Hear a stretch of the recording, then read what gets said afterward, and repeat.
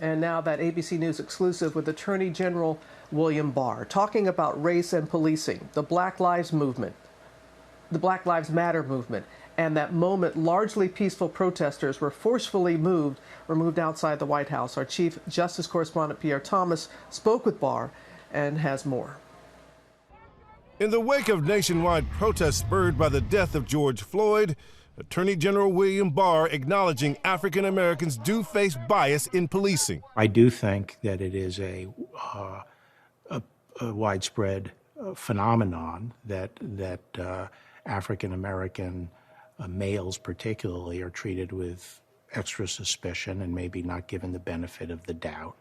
While Barr acknowledges there is some police reform needed, he remains steadfast that most police are doing a good job, and he rejects any notion of defunding law enforcement.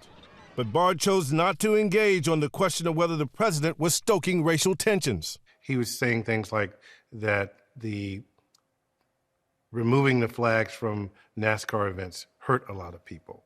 He, this week, retweeted something where someone was yelling white power. Well, I haven't seen what the president said. What's your view of Black Lives Matter, and are you willing to say Black Lives Matter? I'd make a distinction between the organization, which I don't agree with. They have a broader agenda. But in terms of the proposition that Black Lives Matter, obviously Black Lives Matter. I think all lives, all human life is sacred. We pressed Barr about that moment in June, when mostly peaceful protesters were cleared out of Lafayette Park by force. Barr said he wanted the perimeter expanded, but it had nothing to do with that photo op. Was it done because the president was going to go over and walk and have a photo op?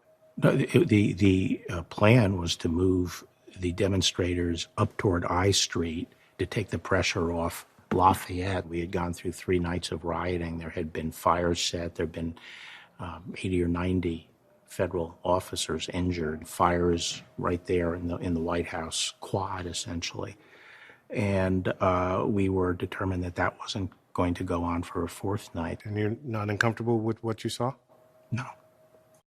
It was a wide-ranging interview. Barr also noting that he believes Roger Stone's conviction was righteous and that Stone deserves prison time.